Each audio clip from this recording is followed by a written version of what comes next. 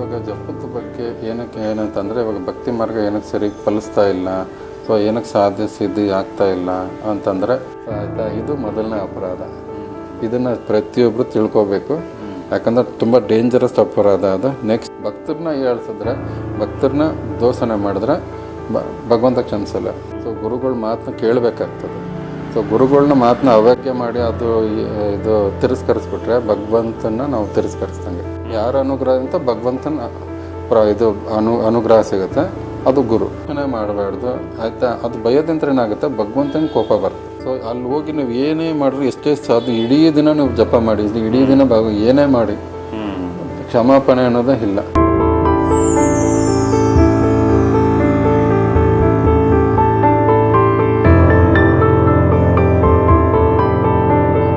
Sir ನಮಸ್ತೆ. ಇವಾಗ ಭಾಳಷ್ಟು ಒಂದು ವಿಚಾರನ ನಮಗೆ ತಿಳಿಸ್ಕೊಡ್ತಾ ಇದ್ದೀರಾ. ಇದರಲ್ಲಿ ಆದಷ್ಟು ಏನೇ ನಾವು ತಿಳ್ಕೊಂಡ್ರು ಇನ್ನಷ್ಟು ತಿಳ್ಕೋಬೇಕು, ಸಂದೇಹ ಅನ್ನೋದು ಇದ್ದೇ ಇರುತ್ತೆ. ಅದರಲ್ಲಿ ಒಂದು ಗುರುಗಳೇ, ಇವಾಗ ನಾವು ಜಪ ತಪ ಎಲ್ಲ ನಾವು ಮಾಡ್ತಾ ಇರ್ತೀವಿ. ಆದ್ರೂ ನಾವು ಎಷ್ಟೇ ಸಾರಿ ಜಪ ತಪ ಮಾಡಿಕೊಂಡ್ರು, ಎಷ್ಟೇ ವರ್ಷ ಮಾಡ್ತಾ ಇರ್ತೀವಿ, ಆದರೆ ನಮಗೆ ಬೇಕಾಗಿರೋಂಥದ್ದು ಸಿಗ್ತಾ ಇರಲ್ಲ, ಅಂದರೆ ಸಿದ್ಧಿ ಆಗಿರಲ್ಲ. ಅಂದರೆ ಇದು ಜಪದಲ್ಲಿ ಸಿದ್ಧಿ ಆಗಿರಲ್ವೋ ಇಲ್ಲ ಯಾವ ರೀತಿ, ಅಂದರೆ ಇದನ್ನು ಹೇಗೆ ನಾವು ಸರಿಪಡಿಸ್ಕೊಳ್ಬೇಕು ಅದನ್ನು ತಿಳಿಸ್ಕೊಳ್ಬೇಕು ಗುರುಗಳೇ ತಾವು. ನಮಸ್ಕಾರ ಸರ್. ನಮಸ್ಕಾರ ವೀಕ್ಷಕರಿಗೆ. ಇವಾಗ ಜಪದ ಬಗ್ಗೆ ಏನಂತಂದರೆ ಇವಾಗ ಭಕ್ತಿ ಮಾರ್ಗ ಏನಕ್ಕೆ ಸರಿ ಫಲಿಸ್ತಾ ಇಲ್ಲ, ಸೊ ಏನಕ್ಕೆ ಸಾಧ್ಯ ಸಿದ್ಧಿ ಆಗ್ತಾ ಇಲ್ಲ ಅಂತಂದರೆ ನಾವು ನಾರ್ಮಲಾಗಿ ತಪ್ಪು ಮಾಡೋದು ಒಂಥರ, ನಮ್ಮ ಸ್ವಾರ್ಥ ಸುಖಕ್ಕಾಗಿ ಮಾಡುವಂಥ ತಪ್ಪು ಬೇರೆ ಥರ. ಆದರೆ ಇವಾಗ ನಮ್ಮ ಫಸ್ಟು ಬಂದು ನಮ್ಮ ಮನಸ್ಸು ಸರಿ ಇಲ್ಲ. ಸೊ ನಾವು ಅದನ್ನು ಶುದ್ಧಿಪಡಿಸ್ಕೋಬೇಕು, ನಮ್ಮ ಹೃದಯ ಶುದ್ಧಿ ಆಗಲೇಬೇಕು. ಸೊ ಜೊತೆಗೆ ಎಷ್ಟೋ ತಪ್ಪುಗಳು ಮಾಡ್ಕೊಂಡು ಬಂದಿದ್ದೀವಿ. ಎಲ್ಲ ತಪ್ಪಿಗೂ ಒಂದು ಕ್ಷಮಾಪಣೆ ಭಗವಂತ ಕ್ಷಮಿಸ್ಬಿಡ್ತಾನೆ ಆಯಿತಾ. ಸೊ ಇವಾಗ ಡೈರೆಕ್ಟಾಗಿ ಭಗವಂತನ ಬೈದ್ರೂ ಭಗವಂತ ಕ್ಷಮಿಸ್ಬಿಡ್ಬೋದು ಆಯಿತಾ. ಸೊ ಈ ಥರ ಪ್ರತಿಯೊಂದು ತಪ್ಪು ಒಬ್ರಿಗೊಬ್ರು ಗುರು ಹಿರಿಯರಿಗೆ, ತಂದೆ ತಾಯಿಯರಿಗೆ ಮತ್ತು ಭಗವಂತನಿಗೆ ಇದನ್ನು ನಾವು ಅದು ಬೈಕೂಡ್ದು ಆ್ಯಕ್ಚುಲಿ ಯಾರಿಗೂ. ಅದಕ್ಕೆ ಕ್ಷಮಾಪಣೆ ಒಂದು ವೇಳೆ ಆದ್ರೂ ಭಕ್ತರನ್ನ ಹೀಯಾಳ್ಸೋದು, ಭಕ್ತರನ್ನ ಅಪಮಾನಗೊಳಿಸೋದು, ಭಕ್ತರನ್ನ ಹೊಡಿಯೋದು. ಇವಾಗ ನೋಡಿ, ಬಾಗ್ಲ ಹತ್ರ ಯಾರೋ ಬಂದ್ರು ಅನ್ಕೊಳ್ಳಿ, ಅವ್ರು ಭಕ್ತರೋ ಏನೋ ಅದು ಬೇರೆ ವಿಷಯ. ಅವ್ರು ಬಂದ ಮೇಲೆ ನಾವು ಸುಮ್ಮನೆ ಇಲ್ಲ ಅಂತೇಳಿ ಕಳ್ಸ್ರೆ ಆಯ್ತು. ಅವ್ರಿಗೆ ಬೈಯೋದು, ಏನೋ ನೀನು ಇಲ್ಲ ಅಲ್ಲಿಂದ ಇಲ್ಲೇ ಕಷ್ಟಪಟ್ಟು ದುಡಿಯೋಕ್ಕಾಗಲ್ವೇನೋ, ಆಮೇಲೆ ಇದು ಕಾಡ್ಗೆ ಹೋಗಿರು, ಆ ಥರ ಎಲ್ಲ ಹೇಳ್ತಾರೆ. ಅಂದರೆ ದೂಷಣೆ ಮಾಡಬಾರ್ದು ಆಯಿತಾ. ಅದು ಭಯದಿಂದ ಏನಾಗುತ್ತೆ, ಭಗವಂತನ ಕೋಪ ಬರುತ್ತೆ.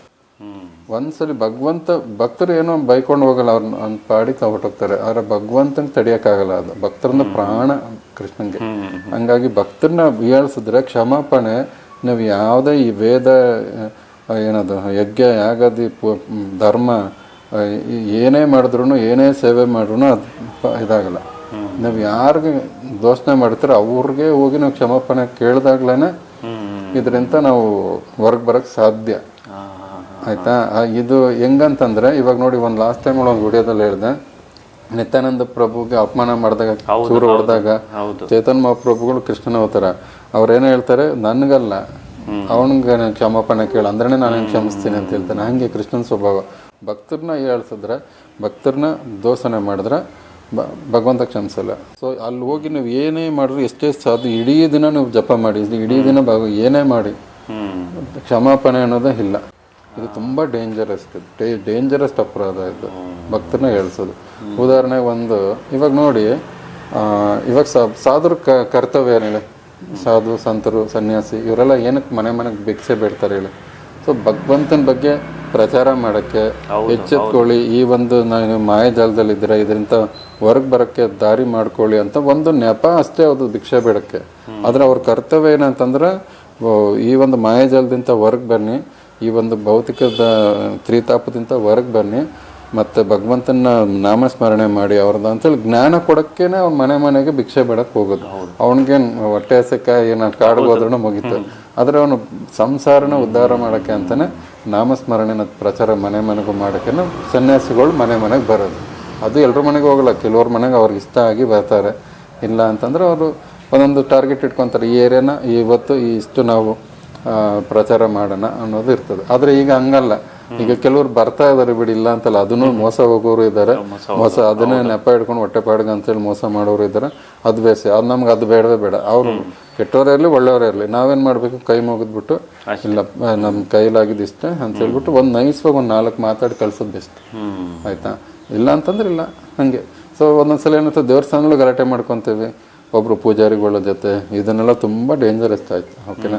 ಸೊ ಕೆಲವು ಸಲ ಇನ್ನೊಂದು ಏನಂತಂದರೆ, ಮಂತ್ರ ಜಪ ಮಾಡೋರನ್ನ ಇವಾಗ ಬ್ಲ್ಯಾಕ್ ಮ್ಯಾಜಿಕ್ಕೇ ಮಾಡ್ತಿರ್ಬೋದು, ಅವನು ಎಷ್ಟೋ ಜಪ ತಪ ಎಲ್ಲ ಮಾಡಿರ್ತಾನೆ, ಅವನು ಹೊಟ್ಟೆಪಾಡಿಗಾಗಿ ಮಾಡ್ತಿರ್ತಾನೆ ಏನೋ ಅಂದ್ಕೊಳ್ಳಿ. ಆದರೆ ನಾವು ಅವ್ರನ್ನೂ ಕೂಡ ಬೈಯಂಗಿಲ್ಲ. ಯಾರಿಗೆ ಗೊತ್ತು, ಅವನು ಎಲ್ಲೋ ಒಂದು ಕಡೆ ನಾಳೆ ಭಕ್ತ ಆಗ್ಬೋದಲ್ವ. ಸೊ ಏನಾಗುತ್ತೆ, ನಾವು ಅದಕ್ಕೆ ನಾವು ಯಾರನ್ನೂ ಬೈಬಾರ್ದು. ಮತ್ತು ಇನ್ನೊಂದೇನಂತ ನನ್ನ ಸಜೆಷನ್, ಈ ಜಗತ್ತಿನಲ್ಲಿ ಏನೇ ನಮಗೆ ಇಂಥವ್ರಿಂದ ತೊಂದರೆ ಆಗ್ತಿದೆ ಅಂತಂದರೆ ನಮ್ಮ ಪೂರ್ವ ಜನ್ಮ ಕರ್ಮದಿಂದ ಆಗ್ತಾ ಇರುತ್ತೆ. ಸೊ ಚೈತನ್ಯ ಮಹಾಪ್ರಭುಗಳು ಏನು ಹೇಳೋದು, ಅಮಾನಿನ ಮಾನದೇನ ಅಂತ ಹೇಳಿದ್ದಾರೆ. ಅಂದರೆ ಪ್ರತಿಯೊಬ್ಬರಿಗೂ ಗೌರವ ಕೊಡು ಅನ್ನೋದನ್ನು. ಅವ್ರು ನಿಮಗೆ ಗೌರವ ಕೊಡಲಿ ಅಂದರೆ ನಾವು ಪ್ರತಿಯೊಬ್ಬರಿಗೂ ಗೌರವ ಕೊಡಬೇಕು. ಇದು ನಮ್ಮ ಮೊದಲು ತಿದ್ಕೊಳ್ಳೋವಂಥದ್ದು. ಸೊ ಅದರಿಂದ ನಾವು ಸಾಧುಸಂತನ್ನು ಗೌರವಿಸ್ಬೇಕು. ಇವಾಗ ಇದಕ್ಕೆ ಇನ್ನೊಂದು ಉದಾಹರಣೆ ಕೊಡ್ತೀನಿ ನೋಡಿ, ಭಾಗವತ್ ಪುರಾಣದಲ್ಲಿ ಬರುತ್ತೆ. ಅಂಬರೀಷ್ ಮಹಾರಾಜ ಮಹಾಭಕ್ತ ಆಯಿತಾ. ದುರ್ವಾಸ ಮುನಿ ಮಹಾ ಸನ್ಯಾಸಿ, ಮಹಾ ಋಷಿಮುನಿಗಳು ದುರ್ವಾಸ ಮುನಿಗಳು ಆಯಿತಾ. ಇದರಲ್ಲಿ ಯಾರು ಸಾತ್ವಿಕವಾಗಿರ್ತಾರೋ, ಯಾರು ನಿಜವಾದ ಭಕ್ತರು ಅಂತಂದರೆ ಅಂಬರೀಷ ಮಹಾರಾಜ ಹೆಂಗಿದ್ದ ಅಂತಂದರೆ, ಅವನು ಪ್ರತಿಯೊಂದು ಇಂದ್ರಿಯಗಳನ್ನು ಭಗವಂತನಿಗೆ ಅರ್ಪಿಸಿದ್ದ. ಇವಾಗ ನಾಳೆಗೆನ ತುಳಸಿ ಆಗ್ಯೋದ್ರಿಂದ, ಮತ್ತು ಇದು ಮೂಗನ್ನ ಇದು ಭಗವಂತನಿಗೆ ಅರ್ಪಿಸೋದ ಪರಿಮಳದ ಹೂವನ್ನ ಸುವಾಸನೆ ಮೂಗನ್ನು ಮಾಡೋದ್ರಿಂದ, ಕಣ್ಣ ಕೃಷ್ಣನ ರೂಪ ನೋಡೋದ್ರ ಮುಖಾಂತರ, ಮನಸ್ಸನ್ನ ಭಗವಂತನ ಪಾದ ಮತ್ತು ಇದು ಭಗವಂತನ ಚಿಂತನೆ ಲೀಲೆಗಳನ್ನ ಚಿಂತನೆ ಮಾಡೋದ್ರ ಮುಖಾಂತರ, ಕಿವಿಗಳು ಭಗವಂತನ ಬಗ್ಗೆ ಲೀಲೆನ ಕೇಳೋದಕ್ಕೆ, ಮತ್ತು ಕಾಲು ಭಗವಂತನ ದೇವಸ್ಥಾನಕ್ಕೆ ನಡೆಯೋದಕ್ಕೆ, ಕೈಗಳು ದೇವಸ್ಥಾನ ಸ್ವಚ್ಛ ಮಾಡೋದಕ್ಕೆ, ಈ ಥರ ಪ್ರತಿಯೊಂದು ಅಂಗನೂ ಅವರು ಭಗವಂತನಿಗೆ ಸಮರ್ಪಣೆ ಮಾಡ್ಕೊಳ್ತಾ ಮಹಾಭಕ್ತ ಅವನಾಯ್ತಾ. ಸೊ ಇಡೀ ರಾಜ್ಯನ ಚೆನ್ನಾಗಿ ನಡೆಸಿರ್ತಾನೆ.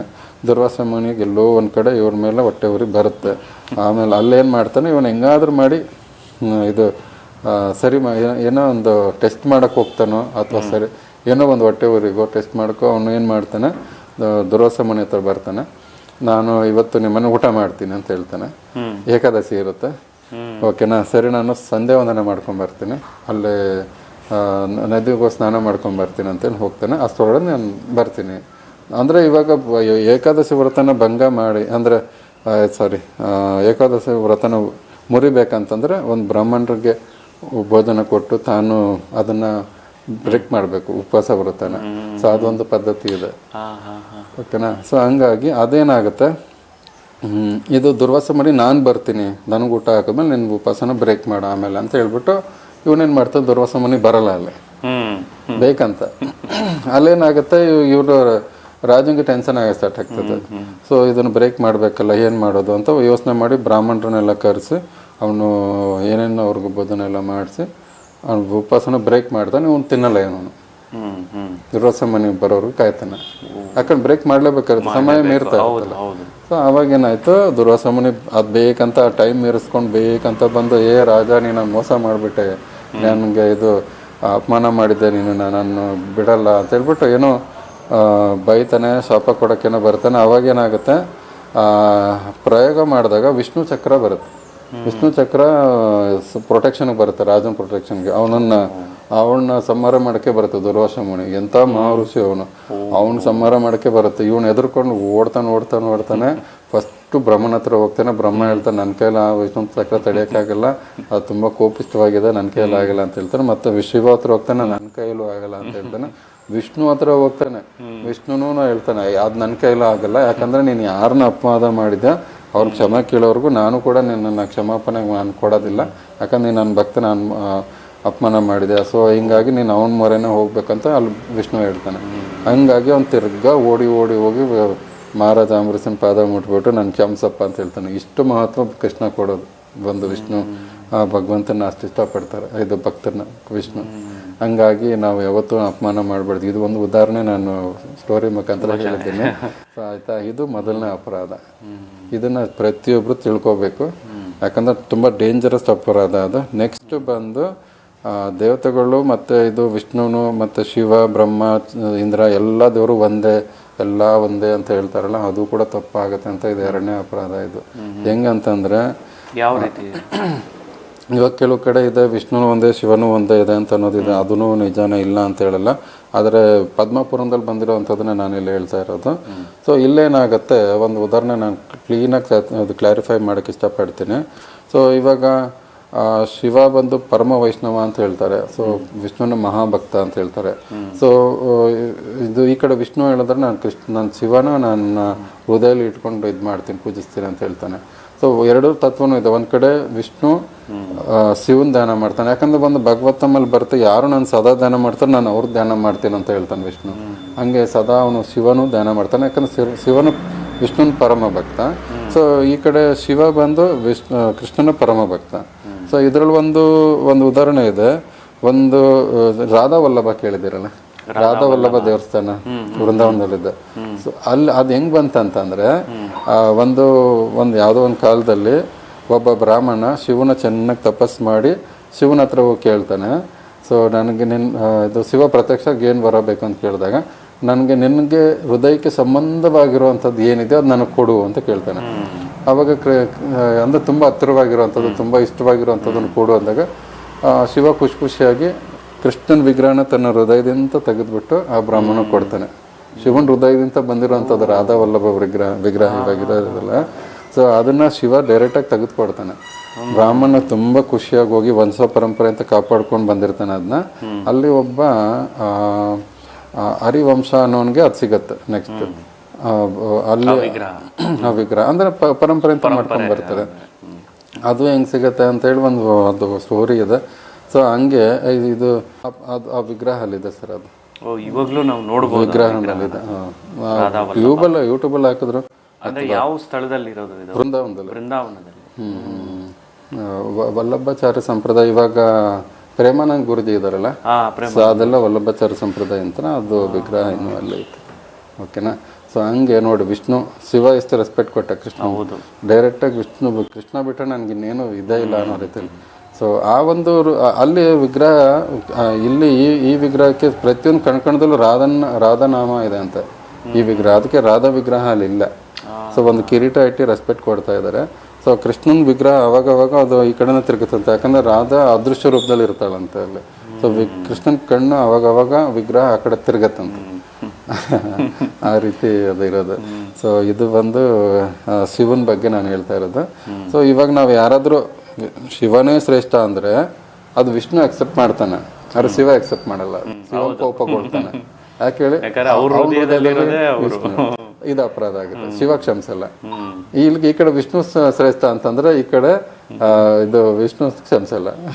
ಹಂಗೆ ನಾವಿಲ್ಲಿ, ಯಾಕಂದ್ರೆ ಅಲ್ಲಿ ಭಕ್ತನ ಅಪಮಾನ ಮಾಡ್ದಂಗೆ ಆಗುತ್ತೆ. ಇಲ್ಲಿ ಶಿವನೇ ವಿಷ್ಣುನ ಶ್ರೇಷ್ಠ ಅಂತಂದ್ರೆ ಇಲ್ಲಿ ಭಕ್ತನ ಅಪಮಾನನೇ ಆಗುತ್ತೆ. ಹಂಗಾಗಿ ಸೊ ಇಬ್ರು ಈಕ್ವಾಲಿಟಿಲಿ ನಾವು ಗೌರವ ಕೊಡ್ಬೇಕಾಗತ್ತೆ. ಆಮೇಲೆ ವೃಂದಾವನದಲ್ಲಿ ಗೋಪೇಶ್ವರ ಅಂತ ಐತೆ. ಗೋಪೇಶ್ವರ ಅಂತ. ಗೋಪೇಶ್ವರ ಯಾವಾಗ ಅಂತಂದ್ರೆ ಇವಾಗ ಇದು ರಾಸಲೀಲೆ ನಡೀತಿರ್ತದಲ್ಲ, ಸೊ ಅಲ್ಲಿ ಯಾರಿಗೂ ಪುರುಷರಂಗೆ ಪ್ರವೇಶ ಇರಲ್ಲ. ಎಲ್ಲ ಗೋಪಿಕರು ಕಾವಲುಗಾಲಲ್ಲಿ ಇರ್ತಾರೆ. ಇವಾಗ ಗೋಪಿಯಲ್ಲಿ ವೃಂದಾವನದಲ್ಲಿ ರಾಸಲೀಲೆ ಆಗ್ಬೇಕಾದ್ರೆ ಶಿವಂಗೆ ಧ್ಯಾನಸ್ಥದಲ್ಲಿ ಕೂತಿದ್ದಾಗ ಅವ್ನಿಗೆ ಅರ್ಥ ಆಗ್ತದೆ ಅಲ್ಲಿ ರಾಸನೃತ್ಯ ನಡೀತಾ ಇದೆ ಅಂತ. ತನಗೂ ಆಸೆ ಆಗುತ್ತೆ ಅದನ್ನು ಅಟೆಂಡ್ ಮಾಡ್ಬೇಕಂತ. ಸೊ ಅವ್ನು ಅಲ್ಲಿಂದ ಓಡೋಡಿ ಬರ್ತಾನೆ, ಬಂದು ಅಟೆಂಡ್ ಆಗ್ಬೇಕು ನಾನು ಅಂತೇಳಿ. ಅಲ್ಲಿ ಪ್ರವೇಶ ಮಾಡ್ಬೇಕಂದ್ರೆ ಅಲ್ಲಿ ಇದು ಗೋಪಿಕರು ಬಿಡಲ್ಲ. ಇಲ್ಲಿ ಪುರುಷರಂಗೆ ಅಷ್ಟೇ ಇದು ಅಲ್ಲ ಇರೋದು, ಇಲ್ಲಿ ಯಾರಿಗೂ ಇಲ್ಲ ಅಂತ ಹೇಳಿದಾಗ ನಾನು ಸ್ತ್ರೀಯಾಗಿ ಬರ್ತೀನಿ ಅಂತೇಳಿ ಕೇಳ್ಕೊತಾನೆ. ಅವಾಗ ಗೋಪಿಕರು ಏನು ಮಾಡ್ತಾರೆ, ಒಂದು ಪಾರ್ವತಿ ಹೆಲ್ಪ್ ಮಾಡ್ತಿಲ್ಲ ಅದಕ್ಕೆ. ಸೊ ಸ್ತ್ರೀಯಾಗಿ ಪರಿವರ್ತನೆ ಮಾಡ್ತಾರೆ ಅವ್ರನ್ನ ಕಂಪ್ಲೀಟಾಗಿ. ಅವಾಗ ಅವನಿಗೆ ಸ್ಥಾನ ಸಿಗತ್ತಲ್ಲಿ. ಸೊ ಗೋಪೇಶ್ವರ ಅಂತ ಈಗಲೂ ಅಲ್ಲಿ ದೇವಸ್ಥಾನ ಐತೆ. ಅಲ್ಲಿಗೆ ಎಂಟ್ರಿ ಆದಾಗ ಅಲ್ಲಿ ಅವನು ರಾಸನೃತ್ಯದಲ್ಲಿ ಭಾಗವಹಿಸ್ತಾನೆ, ಶಿವನು ಕೂಡ. ಸೊ ಶಿವನ ಮಹತ್ವ ಅಂತ ತಮಾಸೆ ಅಲ್ಲ. ಅವ್ನ ಕೃಪೆ ಇಲ್ದಿರೋ ಬೃಂದಾವನಕ್ಕೆ ಎಂಟ್ರಿ ಕೂಡ ಇಲ್ಲ. ಎಲ್ಲ ಕಡೆನೂ ಅವ್ನಿಗೆ ಇವಾಗ ಯಾರಾದ್ರೂ ಆ ಗೋಪೇಶ್ವರಂಗೆ ನಮಸ್ಕಾರ ಮಾಡಿ ಪರ್ಮಿಷನ್ ತೊಗೊಂಡ್ರೆ ಅಲ್ಲಿ ನೋಟೆಡ್ ನಾವು ಬೃಂದಾವನದಲ್ಲಿ ನಾವು ಬಂದಿದ್ದೀವಿ ಅಂತ. ಸೊ ನಾವು ಫಸ್ಟು ಅವನಿಗೆ ರೆಸ್ಪೆಕ್ಟ್ ಕೊಡ್ಬೇಕು. ಗೋಪೇಶ್ವರಂಗೆ ಎಂಟ್ರಿ ಹೊಡೆದೇನೆ ಬೃಂದಾವನಕ್ಕೆ ಹೋಗ್ಬೇಕಾಗುತ್ತೆ. ಹಂಗೆ ಅಷ್ಟು ಮಹತ್ವ ಶಿವಂಗೂ ಇದೆ. ಸೊ ಪ್ರತಿಯೊಂದು ಕಡೆ ಅಷ್ಟೇ. ಇವಾಗ ವೃಂದಾವನದಲ್ಲಿ ಖಂಡೇಶ್ವರ ಅಂತಿದೆ, ಆಮೇಲೆ ನಂದಗ್ರಾಮದಲ್ಲಿ ನಂದೇಶ್ವರ ಅಂತಿದೆ, ಆಮೇಲೆ ಮಥುರಾದಲ್ಲಿ ಭೂತನಾಥ ಅಂತಿದೆ. ಹಿಂಗೆ ಪ್ರತಿಯೊಂದು ಕಡೆ ಶಿವನ ಮಹಿಮೆ ಇರೋದು ತುಂಬ ಇದೆ, ತುಂಬ. ಯಾಕಂದ್ರೆ ಶಿವನ ಅನುಗ್ರಹ ಇಲ್ಲ ಅಂತಂದ್ರೆ ನಮ್ಗೆ ವೈಕುಂಠ ದ್ವಾರ ಕೂಡ ಓಪನ್ ಆಗಲ್ಲ. ಹಾಗೆ. ಸೊ ಅದಕ್ಕೆ ನಾನು ಇಷ್ಟು ರೆಸ್ಪೆಕ್ಟ್ ಕೊಟ್ಟು ಹೇಳ್ತಾ ಇದ್ದೀನಿ. ಸೊ ಹಂಗಾಗಿ ನಾನು ಹೇಳ್ತಿರೋದಿಷ್ಟೇ, ಕೃಷ್ಣ ಈಶ್ವರ ಅವರ ಸಬಭೃತ್ತು ಅಂತ ಇದೆ. ಸೊ ಹಂಗಾಗಿ ಕೃಷ್ಣ ಒಬ್ಬನೇ ಮಾಲೀಕ, ಪ್ರತಿಯೊಂದೂ ಅವನ ಸೇವಕರೇ ಅಂತ ಒಂದು ಶಾಸ್ತ್ರದಲ್ಲಿ ಬರುತ್ತೆ. ಸೊ ಹಂಗೆ ಸೊ ಒಂದು ಕಡೆ ಇನ್ನೊಂದು ಘಟನೆ ಹೇಳ್ತೀನಿ. ಮೀರಾಬಾಯಿ ಗೊತ್ತಲ್ವ? ಮೀರಾಬಾಯಿ. ಸೊ ಅವಳೇನು ಹೇಳ್ತಾಳೆ, ಇದು ಸನಾತನ ಗೋಸ್ವಾಮಿ ತುಂಬ ಪ್ರಸಿದ್ಧವಾಗಿರುವಂಥ ವ್ಯಕ್ತಿ. ಓಕೆ, ಆ ಸನಾತನ ಗೋಸ್ವಾಮಿನ ನೋಡಬೇಕು, ಅವನ ಅಂಥ ಮಹಾಪಂಡಿತನ ನಾನು ಮೀಟ್ ಮಾಡಬೇಕು ಅಂತ ಮೀರಾಬಾಯಿ ಹೋಗ್ತಾಳೆ. ಅವಾಗ ಚೈತನ್ಯ ಮಹಾಪ್ರಭುಗಳ ಘಟನೆ ಆವಾಗಿನ ಕಾಲದಲ್ಲೇ ಎಲ್ಲ ನಡೆದಿರೋದು. ಮೀರಾಬಾಯಿನೂ ಇಲ್ಲ, ಅಲ್ಲಿ ಸನಾತನ ಗೋಸ್ವಾಮಿನ ಮಾತಾಡಿಸ್ಬೇಕಂತ ಆಶ್ರಮದ ಹತ್ರ ಹೋದಾಗ ಅಲ್ಲಿ ಅಡ್ಡಿಪಡಿಸ್ತಾರೆ, ಇಲ್ಲಿ ಯಾವುದೇ ಹೆಣ್ಮಕ್ಳಿಗೂ ಪ್ರವೇಶ ಇಲ್ಲ ಅಂತ. ಯಾಕಂದರೆ ಇಲ್ಲಿ ಶುದ್ಧವಾಗಿರೋ ಸನ್ಯಾಸಿಗಳು ಮತ್ತು ಪುರುಷರಿಗೆ ಮಾತ್ರ ಎಂಟ್ರಿ ಅಂದಾಗ ಇದು ಮೀರಾಬಾಯಿ ಹೇಳ್ತಾಳೆ, ಸೊ ನನಗೆ ಹಂಗಾರೆ ಇಂಥ ಮಹಾತ್ಮನ ನಾನು ನೋಡೋಕ್ಕಾಗಲ್ಲ, ಸೊ ಇಲ್ಲಿ ಒಬ್ಬ ಪುರುಷ ಇದ್ದಾನೆ ಅಂತ ಹೇಳ್ಬಿಟ್ಟು ಇನ್ನೇನು ತಿರುಗ್ತಾಳೆ, ಹಿಂಗೆ ಹೋಗ್ತಾಳೆ. ಅದು ಅವ್ನ ಕಿವಿಗೆ ಬೀಳುತ್ತೆ ಸನಾತನ ಗೋಸ್ವಾಮಿ. ಅವಾಗ ಅನ್ಕೊತಾನೆ, ಇದು ನನ್ನ ಜ್ಞಾನೋದಯ ಮಾಡಿರುವಂಥ ತಾಯಿ, ಇದು ಯಾರಿದು ಅಂತ ಹೊರಗೆ ಓಡಿ ಬರ್ತಾನೆ. ಅವಾಗ ತಾಯಿ ನನ್ನ ಕ್ಷಮಿಸು, ನನ್ನ ಬಾ ನೀನು ಒಳಗಡೆ. ಯಾಕಂತಂದರೆ ನಾನು ಮಹಿಳೆ ಅನ್ನೋದು ಗೊತ್ತಿಲ್ಲ, ಪ್ರಕೃತಿ ನಾವೆಲ್ಲ. ಸೊ ನಾವು ಕೃಷ್ಣ ಒಬ್ಬನೇ ಪುರುಷ, ಇನ್ನೆಲ್ಲರೂ ನಾವೆಲ್ಲ ಸ್ತ್ರೀಯರೇ. ಹಂಗಾಗಿ ನೀನು ಅದನ್ನ ಜ್ಞಾನ ನಾನು ಕೊಟ್ಟಿದ್ದಕ್ಕೆ ನಾನು ನಿನಗೆ ಇನ್ಮೇಲೆ ಎಲ್ಲ ಈ ಆಶ್ರಮದಲ್ಲಿ ಎಲ್ಲರಿಗೂ ನಾನು ಸ್ತ್ರೀನೂ ಅಲೋ ಮಾಡ್ತೀನಿ ಅಂತೇಳಿ ಅವಾಗ ಅಲ್ಲಿದ್ದಾಗುತ್ತೆ. ನೋಡಿ ಎಷ್ಟೆಷ್ಟು ಮಹತ್ವ ಇದೆ, ತಿಳ್ಕೊಳ್ಳೋ ಅಂಥದ್ದು ತುಂಬ ಇದೆ. ಹಂಗಾಗಿ ಕೃಷ್ಣ ಎಲ್ಲದಕ್ಕಿಂತ ಹೈಯೆಸ್ಟ್ ಅನ್ನೋದಾಗ, ಸೊ ವಿಷ್ಣು ಎಲ್ಲದಕ್ಕಿಂತ, ಯಾಕಂದ್ರೆ ಇವಾಗ ಶಿವ ಬೇರೆಲ್ಲ ವಿಷ್ಣು ಬೇರೆಲ್ಲ ಅನ್ನೋದು ಒಂದು ಇಲ್ಲ ಅಂತಲ್ಲ. ಇವಾಗ ವಿಷ್ಣುನ ಹಾಲುಗೊಳಿಸ್ತಾರೆ, ಶಿವನ ಮೊಸರುಗೊಳಿಸ್ತಾರೆ, ಆಯಿತಾ? ಸೊ ಹಾಲನ್ನ ಎಲ್ಲ ರೀತಿಯೂ ಎಲ್ಲದಕ್ಕೂ ಬಳಸ್ಬೋದಾರೆ, ಮೊಸರನ್ನ ಎಲ್ಲದಕ್ಕೆ ಕಡೆನೂ ಬಳಸೋಕ್ಕಾಗಲ್ಲ. ಸೊ ಹಂಗಾಗಿ ಸೊ ಇನ್ನೊಂದೇನೆಂದರೆ ವಿಷ್ಣುನೇ ಡೈರೆಕ್ಟಾಗಿ ಈ ಸೃಷ್ಟಿನ ನಡೆಸ್ಬೇಕಂದ್ರೆ ಶಿವನೇ ಅಗತ್ಯ ಇದ್ದಾನೆ, ಇಲ್ಲ ಅಂತಲ್ಲ. ಯಾಕಂದರೆ ವಿಷ್ಣು ದೃಷ್ಟಿ ಬಿಟ್ಟಾಗ ಡೈರೆಕ್ಟಾಗಿ ಪ್ರಕೃತಿ ಮೇಲೆ, ದುರ್ಗಾದೇವಿ ಮೇಲೆ ಬಿಟ್ಟಿಲ್ಲ ಅವನು. ಶಿವನ ಮುಖಾಂತರ ಈ ಜೀವತತ್ವನ ಉಪಯೋಗ ತಗೊಂಡು ಶಿವನ ಮುಖಾಂತರನೇ ಸೃಷ್ಟಿ ಕಾರ್ಯ ನಡೆಯೋದು. ಇಡೀ ಕೋಟೆಯನ್ನು ಬ್ರಹ್ಮಾಂಡದಲ್ಲಿ ಜೀವಿಗಳು ಹೆಂಗೆ ಬಂದಂತಂದರೆ ಅದಕ್ಕೆ ಶಿವನ ಪರಮ ತಂದೆ ಅಂತ ಹೇಳ್ತಾರೆ, ದುರ್ಗಾದೇವಿನ ಪರಮ ಮಾತೆ ಅಂತ ಹೇಳ್ತಾರೆ. ಹಂಗೆ ಸೊ ಇದು ವಿಷ್ಣುವಿನ ಒಂದು ನೋಡದಿಂದ ಸೃಷ್ಟಿ ಆಗ್ಬೇಕಾದ್ರೆ ಶಿವ ಹೆಲ್ಪ್ ಆಗ್ತಾನೆ. ಯಾಕಂದ್ರೆ ಇವಾಗ ದುರ್ಗಾದೇವಿ ಬಂದು ತಂಗಿ ಅಲ್ವಾ. ಸೊ ಇದು ಈ ಕಡೆ ಬಹಿರಂಗ ಶಕ್ತಿ ದುರ್ಗಾದೇವಿ, ಅಂತರಂಗ ಶಕ್ತಿ ಬಂದು ಲಕ್ಷ್ಮೀದೇವಿ ಅಂತರಂಗ ಶಕ್ತಿ ಇರೋದಕ್ಕೆ ಅವಳು ಹೆಂಡತಿ ಆದ್ಲು, ಬಹಿರಂಗ ಶಕ್ತಿ ಆಗಿದ್ದಕ್ಕೆ ಅವಳು ಇದು ಸಹೋದರಿ ಆದ್ಲು. ಹಂಗಾಗಿ ಸೊ ಇಲ್ಲಿ ನಮ್ಗೆ ಸೃಷ್ಟಿ ಕಾರ್ಯ ವಿಷ್ಣುವಿನ ಹೆಲ್ಪ್ದಿಂತ ಆಗಲ್ಲ ಅಂದ್ಬಿಟ್ಟು ವಿಷ್ಣುನ ಇನ್ನೊಂದು ರೂಪದಿಂತ ಇದು ಶಿವನೇ ಇನ್ನೊಂದು ರೂಪ ತಗೊಂಡಾಗ, ಸೊ ಇಲ್ಲಿ ಸಾತ್ವಿಕ ರೂಪ ವಿಷ್ಣು ಆದರೆ ತಾಮಸಿಕ ರೂಪ ಇದು ಶಿವ ಬರ್ತಾನೆ. ಯಾಕಂದ್ರೆ ಈ ಜಗತ್ತಿನಲ್ಲಿ ಇಡೀ ಕತ್ಲು ಇರೋವಂಥದ್ದನ್ನು ನೋಡೋಕ್ಕೆ ಸೃಷ್ಟಿ ಮಾಡೋಕ್ಕೆ ಸಾಧ್ಯವಾಗಿರೋವಂಥದ್ದು ಶಿವಂಗೆ ಮಾತ್ರ ಆಗುತ್ತೆ. ಯಾಕಂದರೆ ಇಡೀ ಕತ್ಲು ಪ್ರದೇಶದಲ್ಲಿ ನುಗ್ಗಿ ನೋಡಿ ಕಾರ್ಯಗಳು ಮಾಡೋಕ್ಕೆ ಮತ್ತು ಪ್ರಕೃತಿಯಲ್ಲಿ ಇಳಿಲೇಬೇಕಾಗುತ್ತೆ, ಪ್ರಕೃತಿ ಸಂಪರ್ಕ ಮಾಡಲೇಬೇಕಾಗೋದಕ್ಕೆ. ಸೊ ಶಿವ ಇಲ್ಲ ಅಂತಂದರೆ ಅವನು ವಿಷ್ಣು ಅಷ್ಟೇ ಶ್ರೇಷ್ಠ ಆಗ್ತಾ ಇದೆ, ಇಲ್ಲ ಅಂತಲ್ಲ. ಸೊ ಭೌತಿಕ ಸಂಪರ್ಕಕ್ಕೆ ಬಂದಿದ್ದಕ್ಕೆ ಅವನು ಇದು ಶಿವನು ಕೂಡ ಅಷ್ಟು ವಿಷ್ಣು ಸಮ ಮಾಡೋಕ್ಕಾಗಲ್ಲ ಅಂತ ಬರುತ್ತೆ ಒಂದು ಉದಾಹರಣೆ. ಸೊ ಇದೆಲ್ಲಾನು ಗ್ರಂಥದಲ್ಲಿದೆ, ನಾನು ಇದು ಅಧ್ಯಾಯ ಮಾಡಿ, ಯಾಕಂದ್ರೆ ನಾನು ಮಹಾಶಿವ ಭಕ್ತನೇ. ಓಕೆನಾ?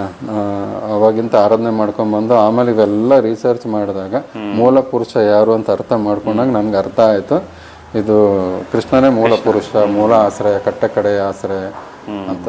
ಇನ್ನೊಂದು ದೇವಿ ಭಾಗವತ್ ಪುರಾಣದಲ್ಲೂ ಬರುತ್ತೆ, ಎಲ್ಲ ಮುಗಿದ್ಮೇಲೆ ರಾಧಾರಾಣಿನ ಮೂಲ ಪ್ರಕೃತಿ, ಮೂಲ ಮಾತೆ ಅಂತ. ಸೊ ಆ ರಾಧಾರಾಣಿ ಎಲ್ಲಿಂದ ಬರೋದಂದ್ರೆ ಕೃಷ್ಣನ ಆತ್ಮನೇ ರಾಧ. ಸೊ ಅವಳ ಅನುಗ್ರಹ ಇಲ್ಲಂದ್ರೆ ಕೃಷ್ಣ ಸಿಗಲ್ಲ ಅಂತೇಳಿ ದೇವಿ ಭಾಗವತ್ ಪುರಾಣದಲ್ಲೂ ಬರುತ್ತೆ. ಸೊ ಹಿಂಗಾಗಿ ತುಂಬ ಇದೆ. ಈ ದೇವಿ ಭಾಗವತ್ ಪುರಾಣ ಬಂದು ಸಪ್ರೇಟ್ ಇದೆಲ್ಲಿ ಸಿಗಲ್ಲ, ಇಲ್ಲ ಅಂತ ಹೇಳ್ತಾರೆ. ಆದರೆ ಇದು ಶಾಕ್ತ ಸಂಪ್ರದಾಯದಲ್ಲಿ ಇವಾಗ ಶಂಕರಾಚಾರ್ಯರು ಇವ್ರದ್ದು ಮತ್ತು ದಕ್ಷಿಣ ಮೂರ್ತಿ ಸಿದ್ಧರು ಇವರೆಲ್ಲ ಬರೋದು ಶಾಕ್ತ ಸಂಪ್ರದಾಯ ಇಲ್ಲ. ಅಲ್ಲಿ ಒಂದು ಭಾಗವತ್ ಪುರಾಣ ಸೃಷ್ಟಿ ಆಯಿತು ಅಂತ ಒಂದು ಕಥೆ ಇದೆ. ಸೊ ಅದನ್ನು ನಾನು ಅಷ್ಟೊಂದು ರಿಸರ್ಚ್ ಮಾಡಿಲ್ಲ. ಆದರೆ ಅದರಲ್ಲೂ ಕೂಡ ನೋಡಿ, ಯಾವುದೇ ಗ್ರಂಥ, ಯಾವುದೇ ಒಂದು ವೇದ ಏನೇ ತೊಗೊಂಡ್ರು ಕಟ್ಟ ಕಡೆಗೆ ನಾವು ಕೃಷ್ಣನ ಹತ್ರನೇ ಬರ್ತೀವಿ. ಆ ಒಂದು ಸಂಪ್ರದಾಯಲ್ಲೂ ಕೃಷ್ಣನೇ ಮೂಲ ಪುರುಷ ಅಂತ ಬಂತಲ್ಲ. ಸೊ ಓಕೆನಾ? ಹಂಗಾಗಿ ಪ್ರತಿಯೊಂದು ವೇದದಲ್ಲೂ ನಾವು ಎಲ್ಲನೂ ತಿಳ್ಕೊಳ್ಬೇಕಾಗಿರೋದು ಕೃಷ್ಣನೇ ಅಂತ. ಸೊ ವಾಸುದೇವ ಪರ ಯಾಗ, ವಾಸುದೇವ ಪರ ವೇದ, ವಾಸುದೇವ ಪರ, ಹಿಂಗೆ ಪ್ರತಿಯೊಂದನ್ನು ಅವನದೇ ಮೂಲ, ಅವನಿಗೆ ತಲುಪಬೇಕು ಅನ್ನೋದು. ನಾವು ಏನೇ ಯಜ್ಞ ಆಗೋದು ಮಾಡಿದ್ರು, ಏನೇ ಜ್ಞಾನ ಸಂಪಾದನೆ ಮಾಡಿದ್ರು, ಏನೇ ಯಜ್ಞ ಅದು ಮಾಡಿದ್ರು ತೃಪ್ತಿ ಪಡಿಸ್ಬೇಕಾಗಿರೋದು ಕೃಷ್ಣನ ಅಂತ. ಹಾಗೆ ಅದು ಒಂದು ಸೂಚನೆ, ಇದು 2 ಆಯಿತು. ಸೊ ಮೂರನೇದು ಬಂದು ಗುರುಗಳನ್ನ ಅವಜ್ಞ. ಗುರುಗಳದ್ದು ಇದು ಏನಾದರೂ ಒಂದು ಉಪದೇಶ ಕೇಳ್ತಿರ್ತೀವಿ, ಇದೆಲ್ಲ ಮಾಡ್ಕೊಳ್ಳಿ. ಸೊ ನಾವು ಇವಾಗ ಒಂದು ಭಗವಂತನ ತೃಪ್ತಿ ಪಡಿಸ್ಬೇಕಂತಂದ್ರೆ ನಾವು ಫಸ್ಟು ಗುರುನ ತೃಪ್ತಿ ಪಡಿಸ್ಬೇಕಾಗ್ತದೆ. ಸೊ ಗುರುಗಳ ಮಾತನ್ನ ಕೇಳಬೇಕಾಗ್ತದೆ. ಸೊ ಗುರುಗಳನ್ನ ಮಾತನ್ನ ಅವಜ್ಞೆ ಮಾಡಿ ಇದು ತಿರಸ್ಕರಿಸ್ಬಿಟ್ರೆ ಭಗವಂತನ ನಾವು ತಿರಸ್ಕರಿಸ್ದಂಗೆ. ಯಾಕಂದ್ರೆ ಗುರುನ ಸಾಕ್ಷಾತ್ ಭಗವಂತನ ರೂಪದಲ್ಲೇ ನೋಡಬೇಕಾಗುತ್ತೆ. ಸೊ ಒಂದು ಇದಿದೆ ಮಾತು, ಯಸ ಪ್ರಸಾದತ್ ಭಗವತ್ ಪ್ರಸಾದತ್ ಯಸ ಪ್ರಸಾದತ್ ನಾಗತಿ ಕುತೋಪಿ. ಅಂದರೆ ಯಾರು ಅಂದರೆ ಗುರುಗಳ ಯಸ ಪ್ರಸಾದ ಅಂದರೆ ಅವ್ರ ಅನುಗ್ರಹ ಇಲ್ಲ ಅಂತಂದರೆ, ಅವರ ಅನುಗ್ರಹ ಇಲ್ಲದಿದ್ರೆ ನಾವು ಅವ್ರನ್ನ ಎಲ್ಲಿ ಗತಿ ಇಲ್ಲ ಅಂದಂಗೆ, ಅಂದರೆ ಯಾವುದೇ ಗುರಿ ಮುಟ್ಟಕ್ಕಾಗಲ್ಲ ಅನ್ನೋದು ಈ ಶ್ಲೋಕದ ಅರ್ಥ. ಯಸ ಪ್ರಸಾದತ್ ಭಗವತ್ ಪ್ರಸಾದತ್, ಯಾರ ಅನುಗ್ರಹ ಅಂತ ಭಗವಂತನ ಅನುಗ್ರಹ ಸಿಗುತ್ತೆ, ಅದು ಗುರು. ಸೊ ಯಾರ ಅನುಗ್ರಹ ಅಂತ ಒಂದು ಗುರಿ ಮುಟ್ತೀವ, ಅದು ಗುರು. ಆಮೇಲೆ